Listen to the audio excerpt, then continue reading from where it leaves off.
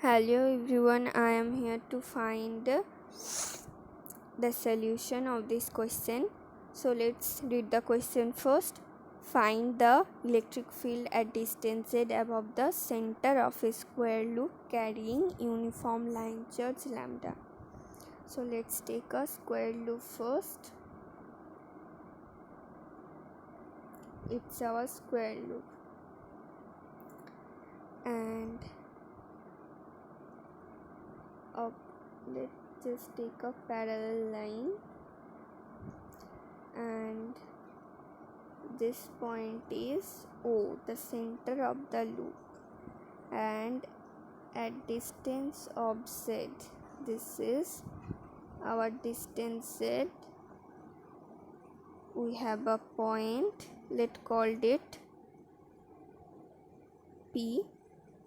Here we have to find the electric field at point P, and make this zoom for the detailing. So at distance x from the parallel line of center, let's take a small line element called dx and just join it with this, and let's take the length of the sides of this square loop is a. So this should be a by 2, and this is x and this is a by 2. So this line should be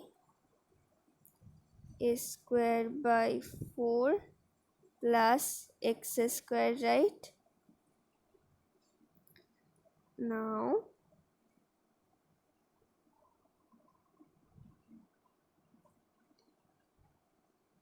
join this line P and dx, and this line will be root over x square plus a square by 4 plus z square. Okay, and root over x square plus k square. Let's just assume that z square plus a square by 4 equals to k square. We can assume it, right? So now just we will calculate the value of electric field at the point P due to dx, just a little line element dx. It is as small as you can think it as a dot. Okay, so at P we will find the electric field due to dx. In future we will calculate for this whole loop, but now we will calculate the electric field due to dx. So let's write the electric field, the magnitude of the electric field.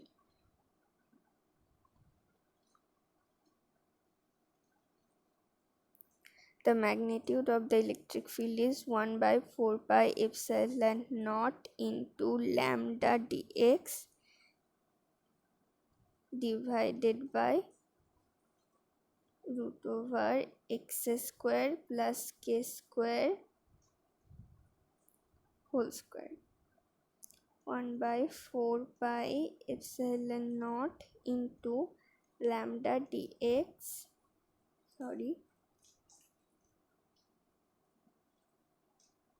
divided by x square plus k square, right? Now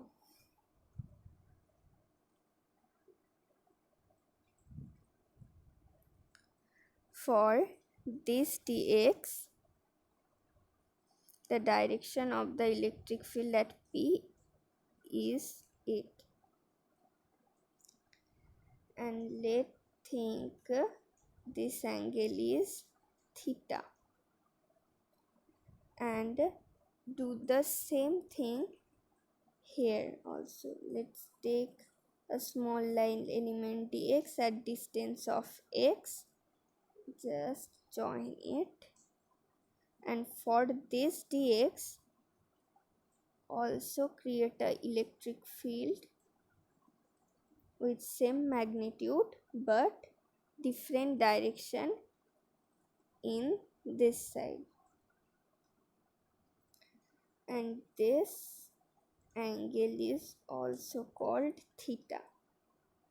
So now we will use the vector division rule.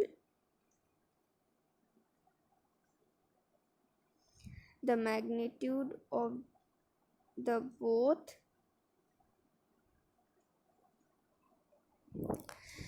electric field is same, dE, because both are calculated for dx.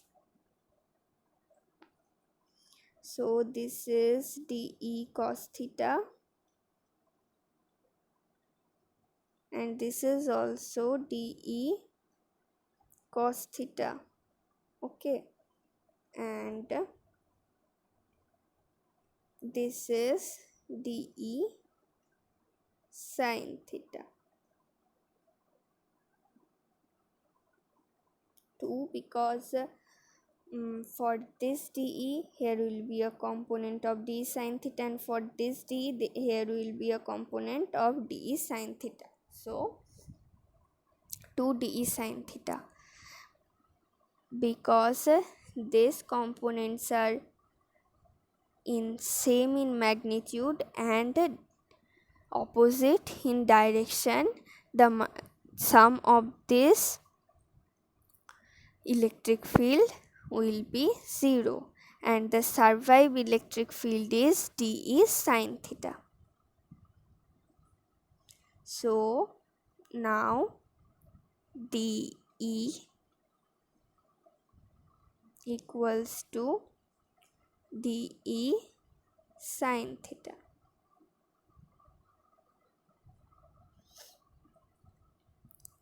Here, if we think that this is our x-axis and this is our y-axis, so the survival electric field component is along with y-axis, and we all know that the unit vector of y-axis is j cap. So here will be j cap, right? Hope you all understand what I want to mean. And now we will calculate the value of sin theta. Let's call this point A and this point B. So from triangle OPA we can write sin theta equals to z by root over x square plus k square. Okay, just let's put the value of dE and sin theta. We know the value of dE.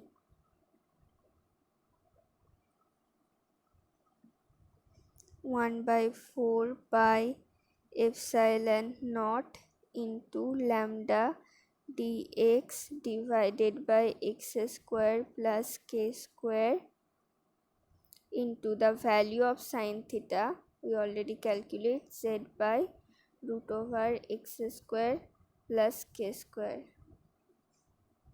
Now just we will multiply this and this. So we will get 1 by 4 pi epsilon naught into z lambda dx divided by x square plus k square to the power 3 by 2, because there in power 1 and the root is half, so half plus 1 equals to 3 by 2.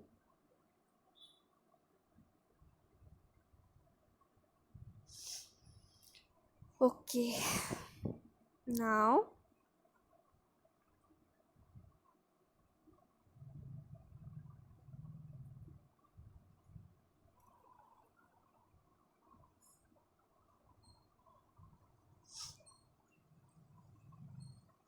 we will calculate the electric field at P due to this whole line, not for the whole loop. For the whole loop we will calculate later, but for now we will calculate for this whole length. Okay,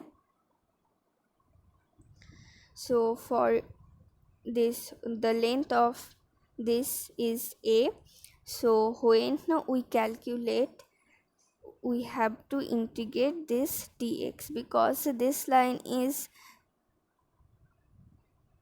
separate, this line is made by small of dx, because if we take dx dx dx dx dx we can find a line.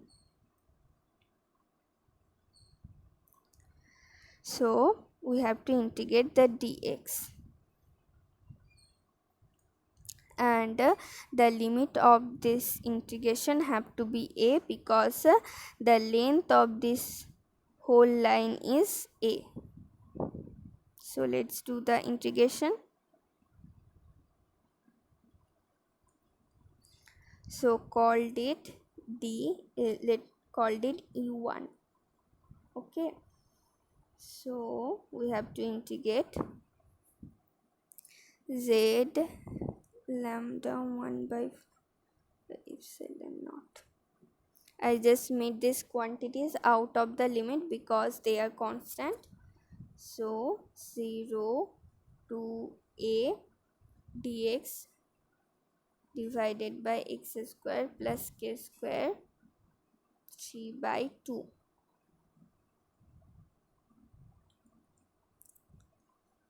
For the calculation,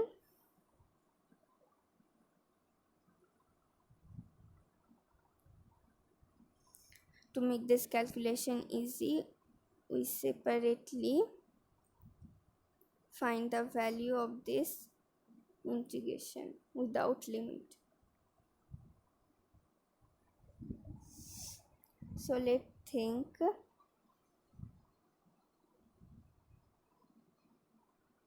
that let's assume x equals to k tan phi, then dx equals to k sec square phi d phi. Now we just have to put these values here.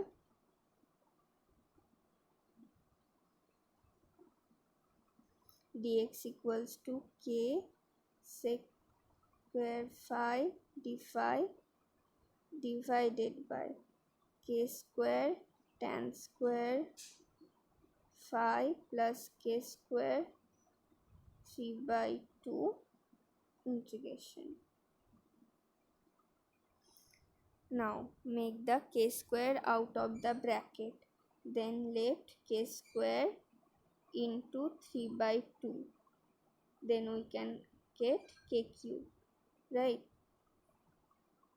So here I will write that k sec square phi d phi divided by k cube, and we all, if we make k square out of the bracket, then the bracket have only tan square phi plus 1, and we all know tan square phi plus 1 equals to sec square phi. Again sec square phi into 3 by 2 left sec cube phi.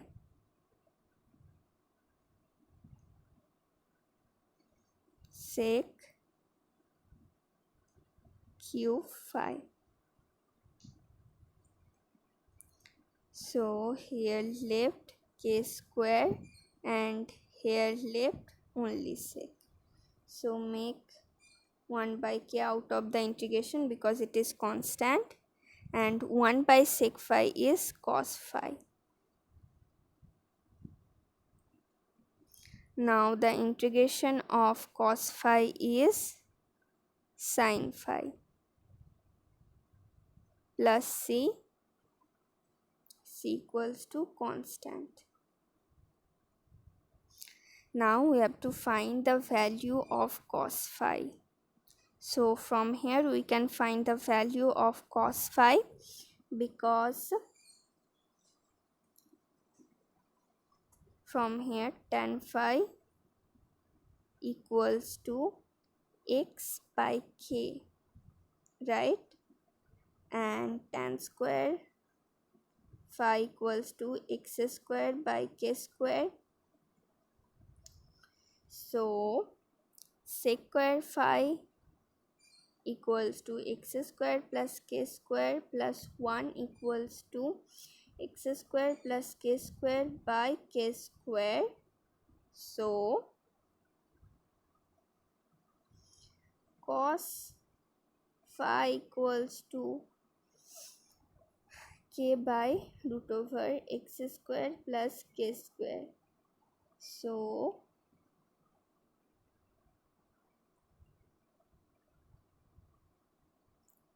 sin phi equals to x by root over x square plus k square. Now we have to put the value of sin phi. 1 by k into x divided by root over x square plus k square plus c. Now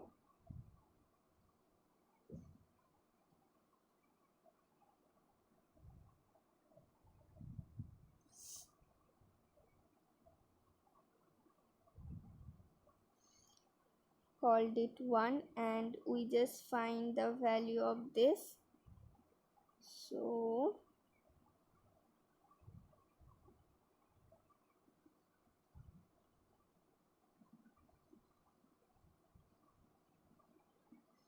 zero to a dx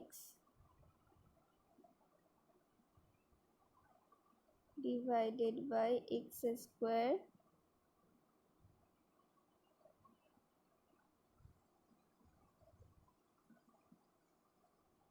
plus k square to the power 3 by 2 equals to 1 by k into x by root over x square plus k square. Sorry for the miss.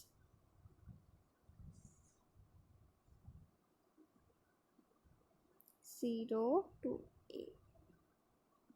Sorry, here I have done a mistake. Here we had left k square, because if cut k and k cube, left k square, right? Here will be k square, here also will be k square, so here also will be k square. So let put the value 1 by k square into a divided by root over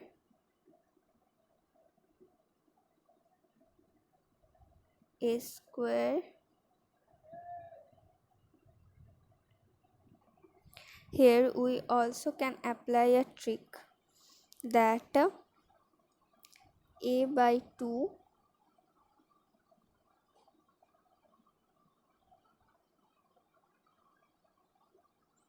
plus a by 2 equals to a,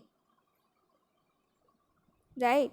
So we can think that it is from minus a by 2 to plus a by 2.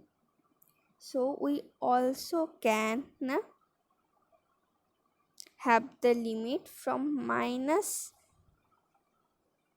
a by 2 to plus a by 2. It's a different way. I also mentioned this.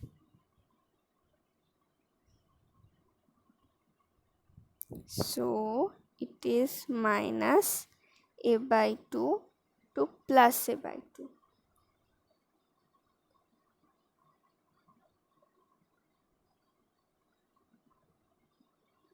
Plus a by 2.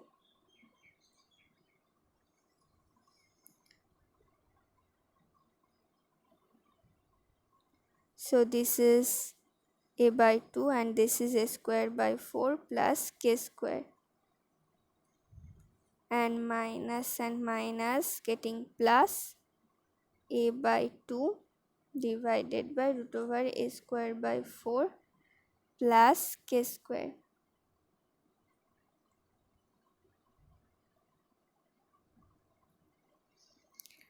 Let's simplify 1 by k square into a by root over a square by 4 plus k square. Now we have to put the value at here. So putting that value from equation 1, E1 equals to 1 by 4 pi epsilon naught into k square into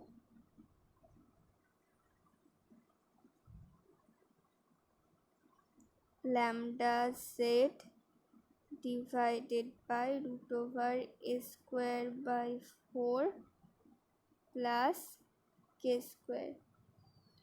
So E1 is basically the integration of this line. If we calculate for this whole loop, this whole square loop made by 4 lines, so we have to just multiply this electric field with 4. Then we can get our actual electric field.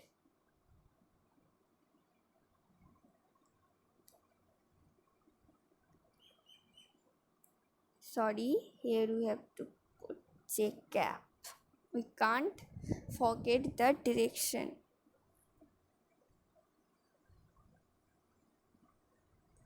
4 lambda z by 4 pi epsilon naught k square root over a square by 4 plus k square into j cap. Now don't forget to put the value of k square. Here at the first we assume that z square plus a square by 4 equals to k square. Now we have to put the value of k square, that is z square plus a square by 4.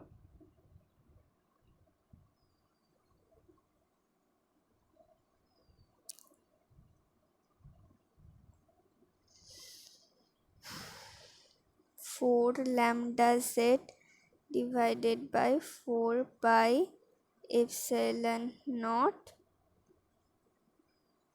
z square plus a square by 4 and here a square by 4 plus a square by 4 plus z square. I just put the value of k square. and J cap. And here 4 lambda z 4 by epsilon naught z square plus a square by 4 and a squared by 2. I just sum plus z square and J cap.